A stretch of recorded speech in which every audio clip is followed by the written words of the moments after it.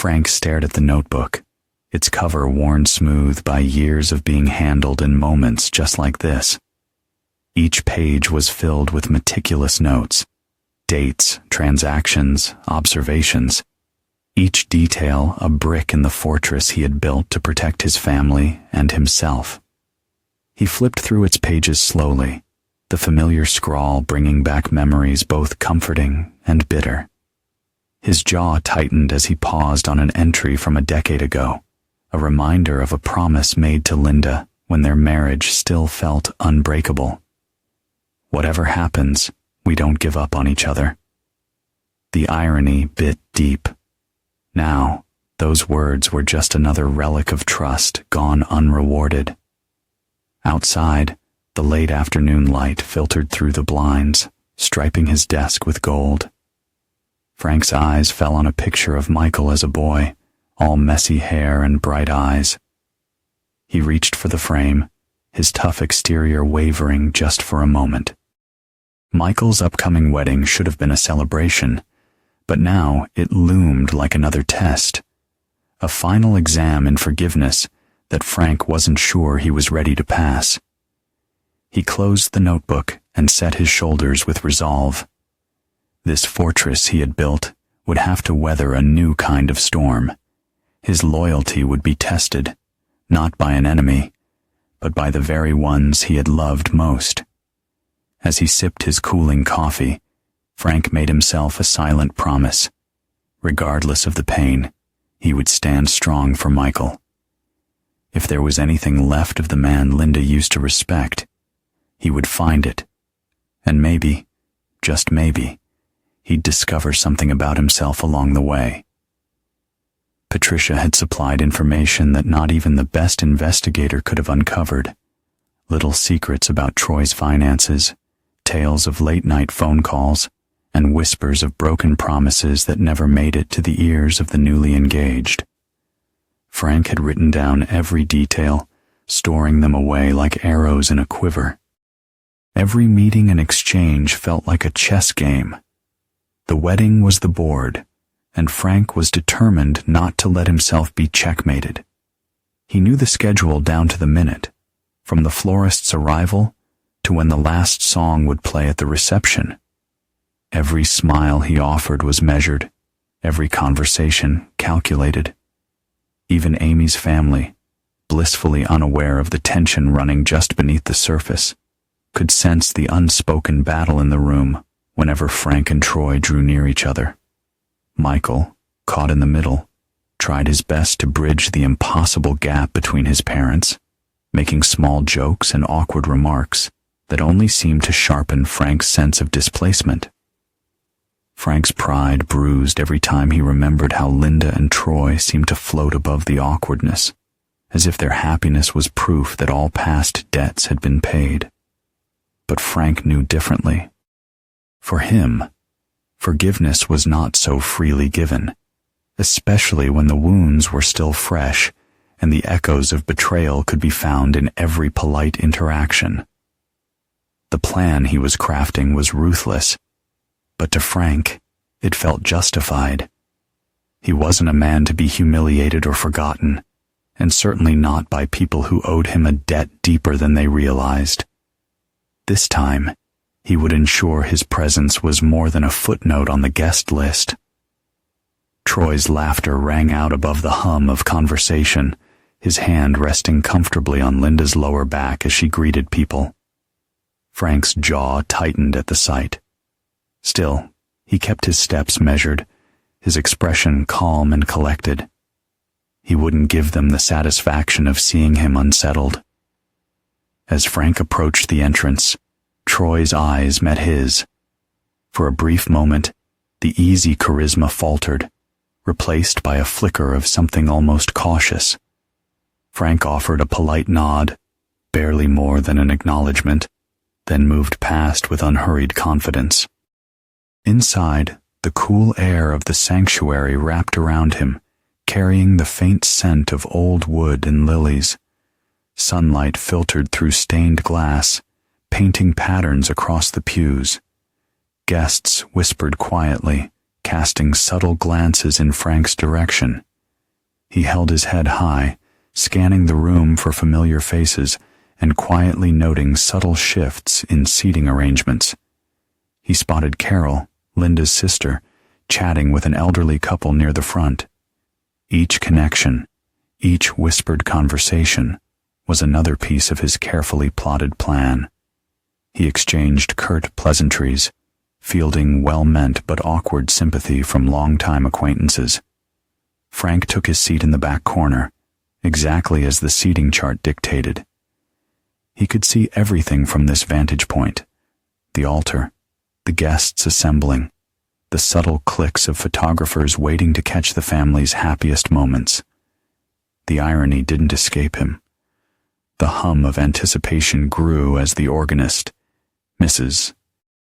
Henderson herself, began to play a soft prelude. Frank breathed in deeply, steadying his resolve.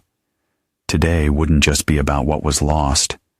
It would be the day every debt, emotional and otherwise, finally came due. Frank glanced at his own phone, an almost electric anticipation trembling in his chest. Everything was happening right on schedule. Just as he'd planned, a ripple of confusion began to flow through the small crowd gathered outside the church. From his vantage point, he could see Troy pacing just beyond the doors, his phone pressed tightly to his ear, gesticulating with the other hand. Linda hovered nearby, her expression pinched with growing anxiety. Frank's phone buzzed again. Another message flashed on the screen. Ready for phase 2? It was Sandra Wolfe, the florist. He tapped back. Go. Within moments, a van pulled quietly alongside the church, and Sandra's team, dressed conspicuously in their green uniforms, began carrying elaborate floral arrangements inside. To the untrained eye, it looked like any other last-minute wedding adjustment. But Frank knew better. Each arrangement concealed a tiny speaker, programmed to emit a nearly inaudible, high-frequency tone, one guaranteed to disrupt the wireless microphones inside the church at the most critical moment. He set the phone aside and watched as the unexpected delays made guests restless. Mingled laughter and irritation rose in the spring air. A few people exchanged confused smiles, trying to maintain the festive atmosphere despite the growing sense that something was not quite right. Frank took a slow, satisfied breath. This was only the beginning. Frank's phone rang. It was Michael. For a moment, Frank considered letting it ring out, but old habits, and older love, overpowered strategy. He answered, keeping his voice measured. Dad? Michael's voice was tight with stress. Where are you? We're about to start and there's something weird happening. They can't get the sound system to work. Troy's losing it. Can you just not make any trouble, please? Frank listened, hearing the worry and uncertainty in his son's tone. Don't worry, Michael. I'm not here to make trouble for you. He hesitated, choosing his next words carefully. I hope today brings you what you're looking for. You deserve happiness. There was a silence, then Michael sighed. Thanks, Dad. I know this is weird for you. I'm just glad you came. We'll get through this, right? Always, Frank replied quietly, eyes still on the church. No matter what. As he hung up, he felt a pang of the old ache in his chest. This wasn't just payback for betrayal. It was his last stand for dignity, for a place in his son's future, even as the past threatened to shut him out forever. Troy's furious gestures grew more desperate as he talked to the baffled staff and family clustered near the church doors. Linda, her hair slightly askew, stood just behind him, alternately wringing her hands and throwing frantic glances at Amy, who wept quietly on a bench outside. Frank watched with cool detachment. He saw Mrs. Henderson close the organ lid and begin to pack up her sheet music, her kindly face bewildered by the day's unraveling. The florist's van pulled away swiftly, followed by the caterers rolling out carts of untouched food, their faces set in professional neutrality. The photographer snapped a few more candid shots, faces contorted with stress and confusion, then shook his head, exchanged a few quiet words with Sandra, and eventually drifted toward his car. Frank's phone buzzed again. Patricia. Her message was concise. Troy's offshore account info sent to your email. Got what you asked for. Good luck. He allowed himself another rare smile. Troy's world, so carefully curated, was about to be upended in ways no gym session could fix. He waited, watching as the chaos unfolded, knowing that his absence spoke louder than any confrontation ever could. He imagined the moment when Michael would finally get the truth from a caterer, or Sandra, or even Tommy Ritchie. Frank Torelli funded every bit of this. The realization would settle like dust after an explosion, impossible to deny or spin. Every carefully maintained image, every illusion of control that Linda and Troy had built, would be exposed for what it was. Frank turned the key in the ignition and let the engine idle. He felt no triumph, only the cold, sharp relief that justice, at least in his universe, had been served. Through the diner window, he watched as guests slowly disbanded, some shaking their heads, others making hurried phone calls. Today was supposed to be a day of unity for the family that had betrayed him. Instead, it was a study in unraveling. He sighed, felt the weight lift, and wondered for the first time in years what kind of future might still be waiting on the other side of justice served. From the moment Amy first twirled in a pretend veil, she imagined her wedding would be filled with joyful tears and the gentle hum of celebration, not the chaos now unraveling before her. She sat inside the darkened vestibule of St. Margaret's, hands trembling around the bouquet that was already starting to wilt. The sound of raised voices, panicked footsteps, and broken music notes drifted in from the sanctuary, where her carefully built day was falling apart. Amy's mother hovered nearby, trying to console her as guests paced in awkward clumps, whispering about the vanishing vendors and the dramatic showdown their family was now unwilling witnesses to. Amy's vision of a beautiful start with Michael, complete with love and laughter beneath the stained glass, felt as fragile as the shattered plans left in the wake of Frank's orchestrations. Michael appeared in the doorway, face pale and haunted. He knelt in front of Amy, taking her hands in his as tears filled his eyes. "I'm so sorry, Amy," he choked out. "I didn't know. I didn't see any of this coming." Amy tried to still her sobs as Michael squeezed her hands gently. "We'll figure it out," he promised, but the words rang hollow in the silence that had taken hold of the church. The staff was gone, the flowers removed, and even the music had faded, leaving only the harsh echo of disappointment where joy should have bloomed. As Amy tried to collect herself, she realized there would be no walking down the aisle today, no vows traded before friends and family, and certainly no promises of forever set against the music of Mrs. Henderson's organ. Looking into Michael's eyes, she recognized a new determination. "Let's get out of here," she whispered, and Michael nodded, rising to help her up. Together, arm in arm, they slipped through a side exit, leaving the ruins of their perfect day behind.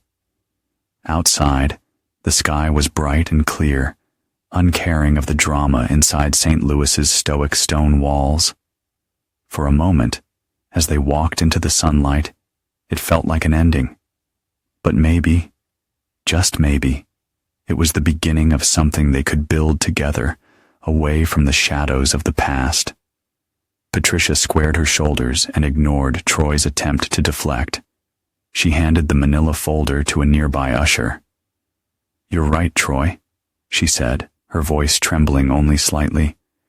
"This is a wedding, and that's exactly why your daughter deserves to know the truth." She turned to Emma, gently squeezing her hand. "Go ahead, sweetheart." Emma, small and pale in her Sunday dress, looked up at her father with wounded eyes. "Why did you and Ms.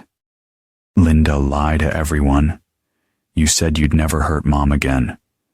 Her voice quivered, echoing through the hushed chapel.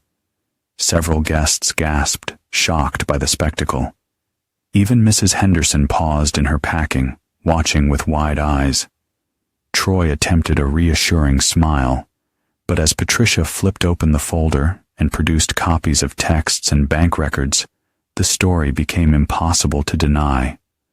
The documents exposed the tangled web of Troy's affairs, financial secrets, and betrayals that had started years before, when he was still married to Patricia and just beginning his relationship with Linda.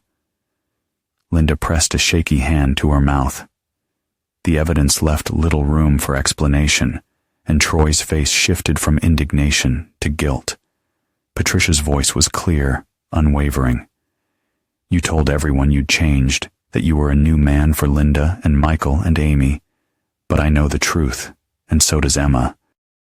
I hope everyone else finally sees it too." The stunned silence in the vestibule was replaced by a low buzz as guests whispered, exchanged glances, and shot critical looks at Troy. Amy, still gripping Michael's hand, looked at Patricia with gratitude.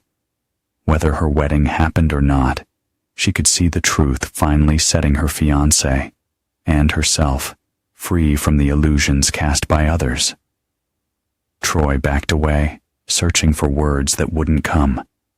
Linda, now sobbing openly, was surrounded by family and friends trying to comfort her, but their faces were etched with confusion and, for some, disappointment.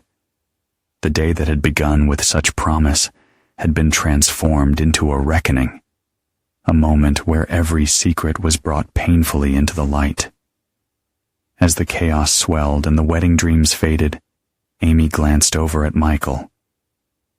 "Let's go," she whispered, her voice steadying as new resolve filled her. Together, they stepped out into the sunlight, leaving the ruins of family illusions behind. For the first time since the turmoil began, Amy felt the weight begin to lift, replaced not with regret, but with the first stirrings of hope. Troy, his face a mask of fury, lunged at Patricia, but was restrained by a few of the stronger guests who had seen enough and were now ready to intervene. "You're a liar," he roared, struggling against their grip. "You're just trying to ruin this day because you're jealous." Patricia stood her ground, her voice steady and calm. "I'm not the one who ruined this day, Troy. You did that a long time ago. I'm just here to make sure the truth comes out. For Emma's sake, and for everyone else who deserves to know what kind of man you really are." Amy's screams had subsided into harsh, ragged breaths, her chest heaving as she stared at Michael with a mix of betrayal and disbelief. "How could you let this happen?" she whispered, her voice hoarse from crying. "How could you stand by and watch them destroy everything?" Michael, his face pale and eyes wide with shock, shook his head. "I didn't know, Amy. I swear, I didn't know any of this. I thought they were happy. I thought they were in love." Amy's laugh was bitter and harsh. "Love? This isn't love, Michael. This is a lie. A big, ugly, disgusting lie that's been going on for years.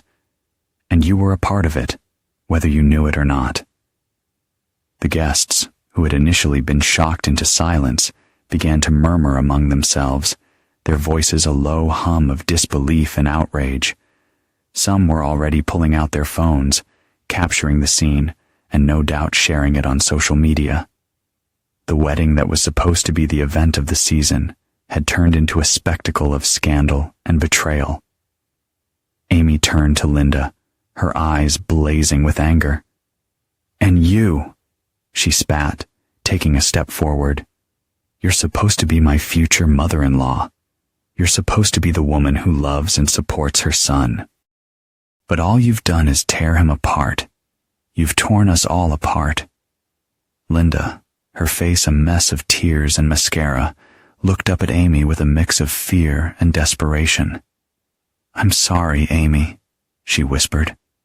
"I never meant for any of this to happen. I never meant to hurt anyone." Amy's laugh was cold and bitter. "Sorry? You're sorry?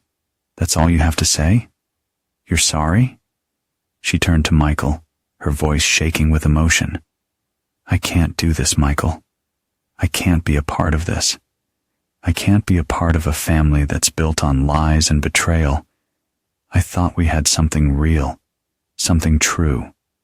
But it was all just a lie, just another part of their sick game." With that, she turned and walked away, her heels clicking sharply on the stone floor as she made her way down the aisle and out of the church. The guests watched in stunned silence as the bride, in her elegant gown, disappeared into the sunlight, leaving behind a scene of chaos and devastation. Judge Morrison entered the room and took his seat, glancing over the paperwork with a practiced, impassive expression. "We're here regarding the emergency custody petition for Emma Brennan," he announced, his voice even. "Given Saturday's events and the new evidence, I'll be hearing testimony from both parties before making a preliminary ruling."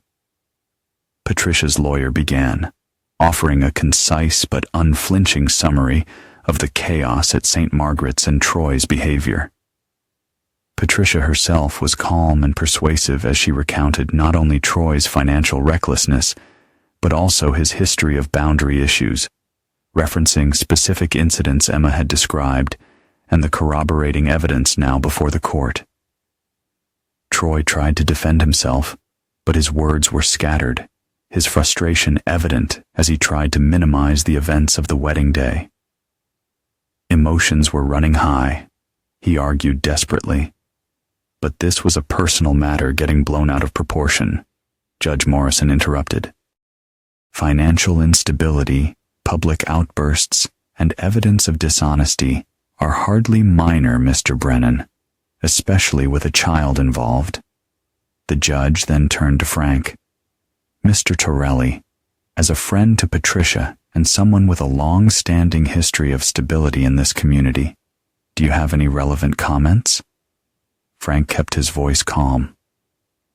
"My only concern is Emma's safety and well-being.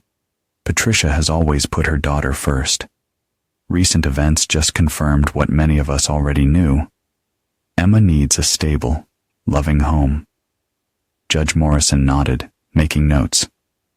After a brief recess, he returned with his decision. "Temporary sole custody is hereby granted to Patricia Wolfe, pending full review. Mr. Brennan, you may see your daughter under supervised visitation until this matter is resolved." A wave of relief washed over Patricia, who thanked her lawyer and Frank quietly. Troy slumped back in his chair, defeated, for once unable to charm or fight his way out of the consequences. As they filed out, Frank offered Patricia a reassuring nod. He saw not just his own vindication reflected in her determined smile, but something far better. Hope for a future finally free from the past's shadows. The aftermath had begun, not with rage or revenge, but with quiet resolve to do better for themselves and those they cared about. Frank continued, "Emma is not responsible for the mistakes of the adults in her life. She deserves a stable home, free from chaos and complicated loyalties. If there's anything I can do to help ensure that, I want to be allowed to do it. I'm not here out of malice, Your Honor, but from a sense of duty to a child who, without her choosing, has become collateral damage in all of this." Judge Morrison considered his words, tapping a pen thoughtfully on the table.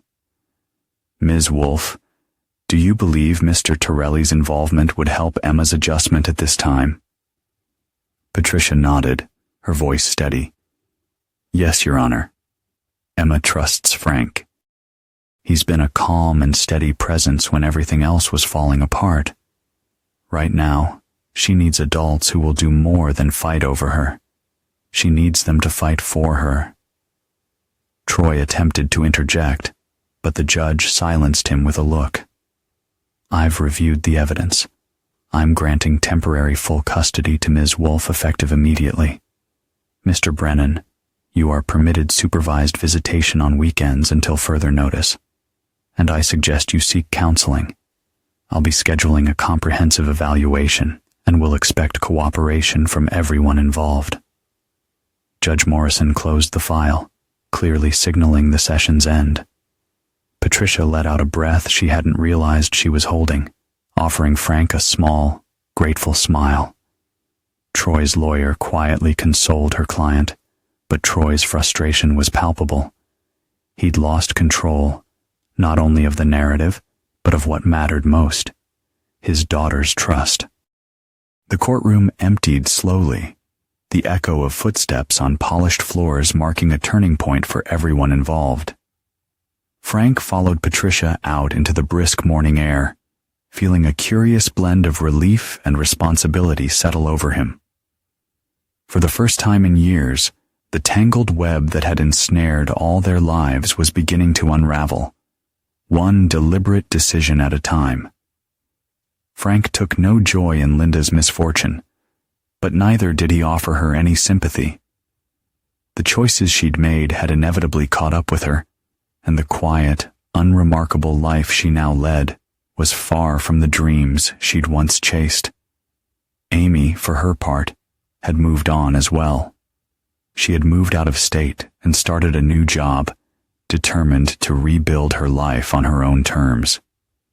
Frank received the occasional postcard, always polite, always grateful for the clarity his actions had inadvertently provided.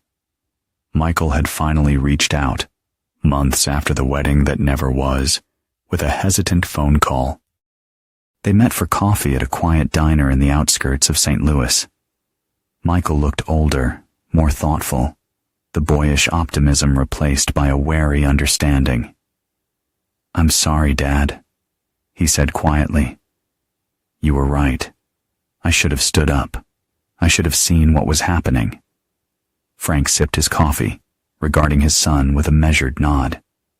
"You can't change the past, Michael. You can only learn from it." They sat together in silence for a long moment, the weight of everything unspoken finally starting to lift. Though the damage could never be fully undone, there was opportunity for something new, perhaps not forgiveness, but an honest reckoning. As Frank returned to his office that afternoon, he paused for a moment to look around at everything he'd built, his empire of hard work, loyalty, and yes, even retribution.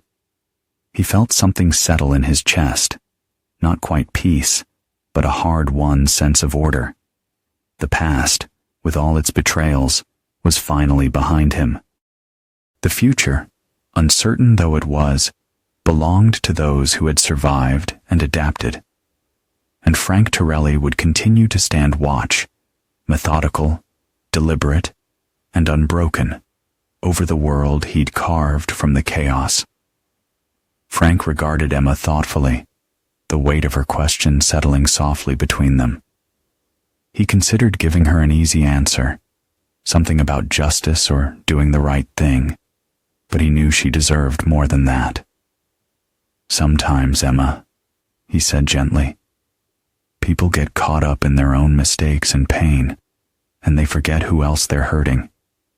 I've made a lot of mistakes myself, and I know what it feels like to have no one stand up for you." He paused, choosing his words with care. "I helped because you and your mom deserved better than what you were getting. It wasn't about revenge or payback. Not really. It was about making sure you had a chance to be safe, to be happy, to have someone in your corner."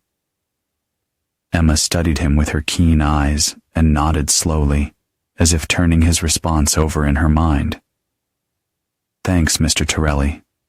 I know Mom says you're tough, and maybe a little scary, but you're the only adult who ever really listened to me." Frank managed a rare, genuine smile. "Listening goes a long way, Emma. Never forget that." He reached for his notebook and jotted down a reminder. Emma's piano lessons, first recital next month, making a mental note to attend and show his support. Patricia poked her head in from the kitchen, smiling proudly at her daughter. The house was filled with a quiet stability that Frank hadn't felt in years, a kind of peace that was worth every uncomfortable decision he had made. As he prepared to leave, Emma waved shyly and returned to her homework. Frank stepped out into the cool evening, feeling, for the first time in a long while, that the shadows of his past had finally receded. He wasn't a hero or a villain, just a man who'd done what needed to be done to set things right, and maybe, in the process, had given someone else the chance to do better. Next time. Frank drifted off to sleep, the city quietly blanketed in snow outside his window. In the solitude of his home, he felt the rare reassurance that order, at least for tonight, had truly been restored. The names in his notebook were silent, his conscience clear. Some wounds never fully healed, he knew, but sometimes justice, however cold, was the closest thing to peace a person could find, and for Frank Torelli, peace was worth every sacrifice.